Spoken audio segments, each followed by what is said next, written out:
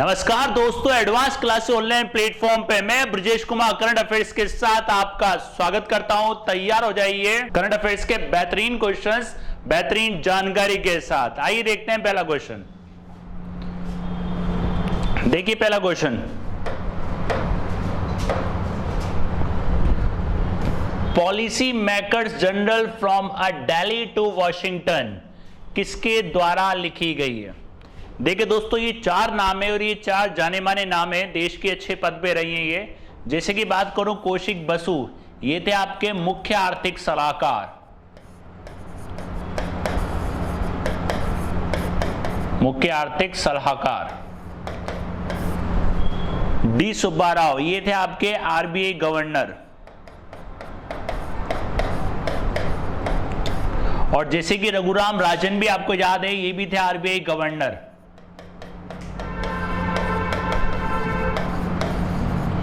राजीव कुमार हैं आपके नीति आयोग के उपाध्यक्ष।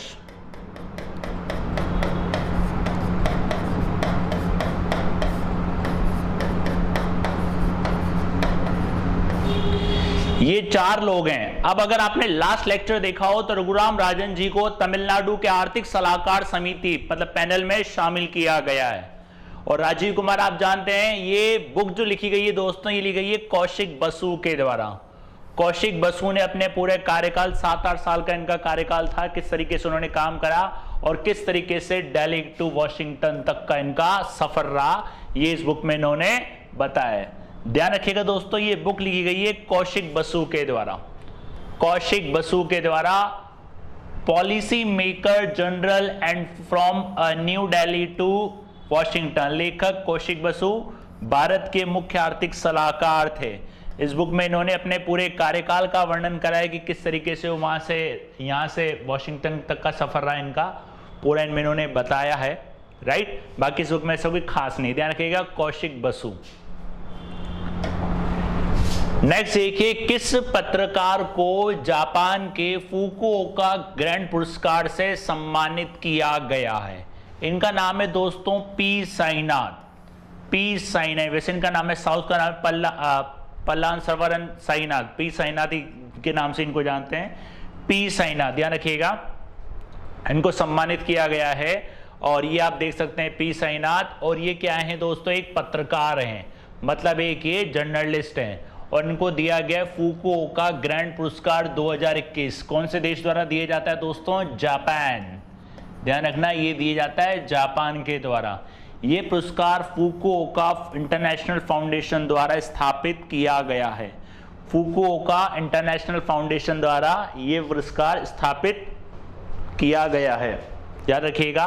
और यह पुरस्कार व्यक्तियों और संगठनों को एशियाई संस्कृति के संरक्षण में उनके काम के लिए दिया जाता है। ध्यान रखना, एशियाई संगठनों के उसका व्यक्तियों और संगठनों को एशियाई संस्कृति के संरक्षण में उनके काम के योग के लिए पुरस्कार दिया जाता है। तो एक पुरस्कार जो दिया गया दोस्तों, ये दिया गया है पी साईनाथ को। ध्यान रखिएगा, ये पुरस्कार दिया गया है पी साईनाथ को। फुकुओका ग्रैंड पुरस्कार 2021, फुकुओका ग्रैंड पुरस्कार 2021, राइट, पी साईनाथ।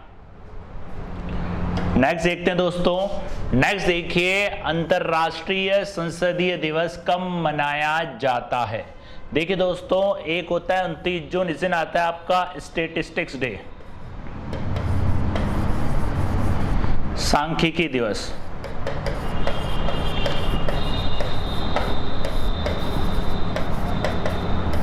इसके अंदर क्या होता है, जो भारत के पीसी महालोबिस है सांख्यिकी,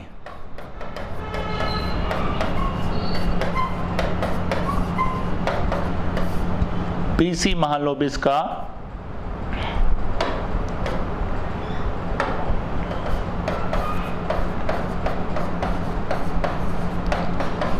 पीसी महालोबिस का इस दिन जन्म हुआ था। ध्यान रखिएगा, 29 जून को आता है सांख्यिकी दिवस। 27-28 कोई खास नहीं है, 30 जून को आता है संसदीय दिवस। ध्यान रखना, अंतरराष्ट्रीय international parliamentary day, then international parliamentary day, ये आता है आपका 30 जून को। याद रखिएगा दोस्तों, ये आता है 30 जून को, इंटरनेशनल डे ऑफ पार्लियामेंटरिज्म। ध्यान रखना, इंटरनेशनल डे ऑफ पार्लियामेंट्रिज्म 30 जून को आता है ये, और 2018 में इसको मान्यता दी गई थी। 2018 में इस डे को मान्यता दी गई थी, मतलब जो संसदों का गठन हुआ था उसके तहत ये डे मनाया जाता है कि एक जो संसद है क्या महत्व रखती है किसी देश के अंदर संचालन के अंदर। और अंतर्राष्ट्रीय संसदीय संघ जिसका मुख्यालय दोस्तों वो है जिनेवा स्विट्जरलैंड में, और इसकी स्थापना हुई थी 1889 में, 1889। तो ध्यान रखिएगा दोस्तों 30 जून को आता है अंतर्राष्ट्रीय संसदीय दिवस, अंतर्राष्ट्रीय संसदीय दिवस। नेक्स्ट देखते हैं किसे इफ्यूना का अध्यक्ष बनाया गया है। इफ्यूना का अध्यक्ष बनाया गया है Indian federation of united nation association. ध्यान रखना, Indian federation of united nation association, ये बनाया गया दोस्तों शंभुनाथ श्रीवास्तव। इनका पूरा नाम ध्यान रखिएगा दोस्तों, शंभुनाथ श्रीवास्तव। शंभुनाथ श्रीवास्तव को बनाया गया है, ध्यान रखिएगा। और ये जो हैं दोस्तों, ये शंभुनाथ श्रीवास्तव जी आप देख सकते हैं। आईफ्यूना की फुल फॉर्म दे रखी है Indian federation of united nation association, और अध्यक्ष बनाया गया है शंभुनाथ श्रीवास्तव को। और ये संयुक्त राष्ट्र और इसकी विशेष एजेंसियों के उद्देश्यों को बढ़ावा देने के लिए गैर लाभकारी संगठन है। ध्यान रखना, नॉन प्रॉफिटेबल ऑर्गेनाइजेशन, किसके लिए? संयुक्त राष्ट्र और इसके विशेष एजेंसियों के उद्देश्यों को बढ़ावा देने के लिए गैर लाभकारी संगठन है, मतलब नॉन प्रॉफिटेबल ऑर्गेनाइजेशन। और शंभुनाथ श्रीवास्तव जो थे ये इलाहाबाद उच्च न्यायालय के पूर्व न्यायाधीश और छत्तीसगढ़ के प्रमुख लोकायुक्त थे। ध्यान रखिएगा, शंभुनाथ जी जो हैं वो शंभुनाथ इलाहाबाद उच्च न्यायालय के पूर्व न्यायाधीश और छत्तीसगढ़ के लोकायुक्त हैं, छत्तीसगढ़ के लोकायुक्त। तो ये हैं आपके शंभुनाथ जी, याद रखिएगा शंभुनाथ। तो शंभुनाथ श्रीवास्तव, और ये Indian federation of united nation association, Shambhunath Srivastava. Next देखते हैं दोस्तों, नेक्स्ट देखिए किस देश की अंतरिक्ष एजेंसी द्वारा पहला दिव्यांग अंतरिक्ष यात्री लॉन्च किया गया है। अब आप सोचिए दोस्तों, एक अमेरिका, यूरोप, भारत और Britain.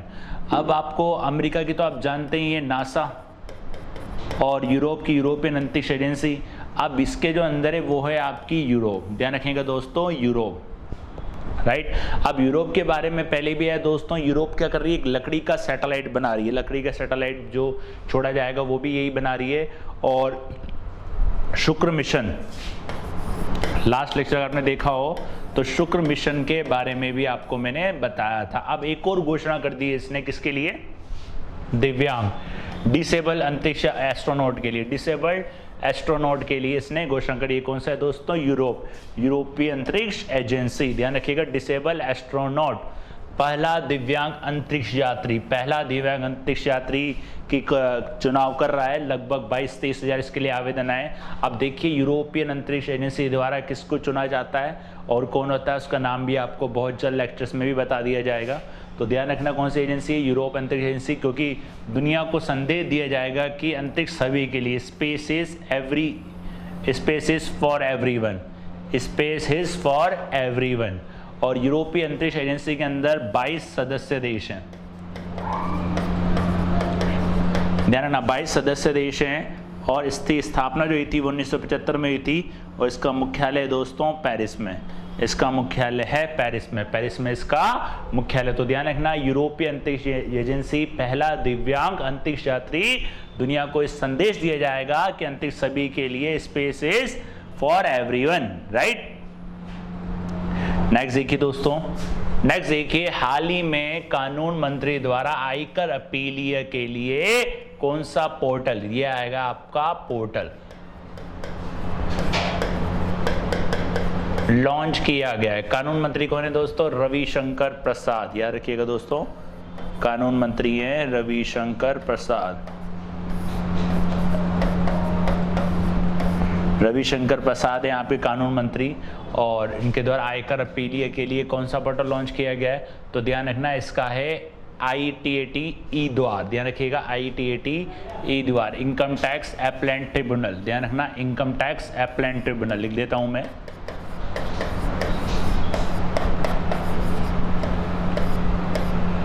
Income tax appellate tribunal, याद रखिएगा दोस्तों, इनकम टैक्स एपेलेट ट्रिब्यूनल, या और ये कानून मंत्री द्वारा लॉन्च की गई है रविशंकर प्रसाद जी के द्वारा। अब ध्यान रखिएगा, ये देखिए income tax appellate tribunal, income tax appellate tribunal, इसका नाम है ई द्वार, आयकर अपीलीय न्यायाधिकरण, ITAT ई फाइलिंग पोर्टल है। और ये जो फाइलिंग पोर्टल है ये पार्टियों को अपनी विविध आवेदन दस्तावेज, पेपर, बुक आदि इलेक्ट्रॉनिक रूप से दर्ज करने में सक्षम बनाएगा, मतलब दर्ज करने में सक्षम करेगा। जो भी पार्टी हैं वो इसके अंदर अपनी विविध आवेदन दस्तावेज, पेपर, बुक आदि को इसके अंदर दर्ज कर सकती हैं। और ITAT कागज उपयोग में बचत और लागत की बचत होगी। ITAT के आने के बाद इसमें कागज उपयोग में बचत होगी और इसकी लागत में भी कमी होगी। याद रखिएगा दोस्तों, इसके लागत में भी कमी होगी। ITAT, राइट, तो किसने करा है दोस्तों? कानून मंत्री, ध्यान रखना दोस्तों, कानून मंत्री कौन है दोस्तों? रविशंकर जी, रविशंकर जी, जो अपने IT मिनिस्टर भी हैं, बताया था दोस्तों पहले भी आपको, IT मिनिस्टर भी हैं। इनकम टैक्स किसके दिन आता है दोस्तों? CBDT, central board of direct tax, central board of direct tax. और आयकर क्या है आप एक दोस्तों? ये है आपका डायरेक्ट टैक्स, ये आपका direct tax, central board of direct tax, right. Next देखते हैं, नेक्स्ट देखिए, सिवन का संबंध किस क्षेत्र से है? सिवन का संबंध, हाल ही में इनका निधन हो चुका है दोस्तों। मलयाली निर्देशक हैं ये, निर्देशक और एक छायाकार भी हैं, ध्यान रखना, छायाकार, छायाकार सिनेमेटोग्राफर।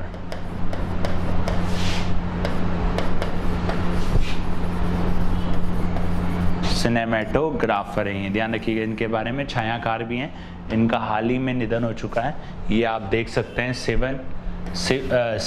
शिवनकरण नारायण, ध्यान रखना, शिवनकरण नायर, ये इनका फुल फॉर्म पूरा नाम है। और निर्देशक और छायाकार है, मलयालम फिल्म उद्योग से संबंधित, ध्यान रखना दोस्तों, ये मॉलीवुड, आप बोल सकते हो मॉलीवुड, मलयालम हो गया मॉलीवुड, मॉलीवुड से उद्योग से ये संबंधित है। और 3 बार इनको राष्ट्रीय फिल्म पुरस्कार दिया गया है, ध्यान रखिएगा दोस्तों, national film award, national award से सम्मानित किया गया, नेशनल अवार्ड से सम्मानित किया गया इनको। तो ध्यान रखने का नाम है सिवन। तो ये कौन है दोस्तों? मॉलीवुड, मतलब मलयालम फिल्म उद्योग से संबंधित है और निर्देशक और छायाकार हैं, डायरेक्टर और सिनेमेटोग्राफर। नेक्स्ट देखिए, शेफाली वर्मा का संबंध किस खेल से है? इनका काफ़ी फेमस हुई थी दोस्तों ये क्रिकेट के लिए, सबसे कम उम्र की भारतीय क्रिकेटर, ध्यान रखना, सबसे कम उम्र की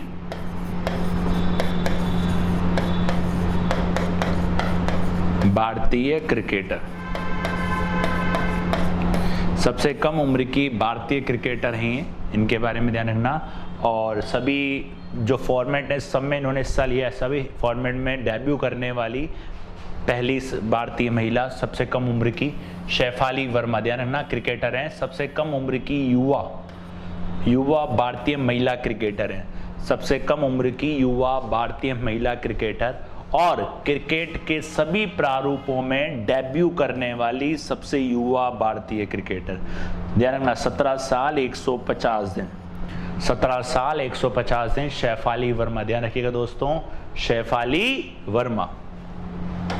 नेक्स्ट देखिए दोस्तों, किस देश की FATF, किस देश को FATF की ग्रे लिस्ट में शामिल किया है? किस देश को FATF दोस्तों क्या होता है?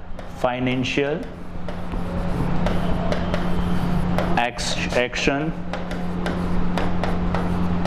टास्क फोर्स, ध्यान रखिएगा दोस्तों, इसकी स्थापना हुई थी 1989 में,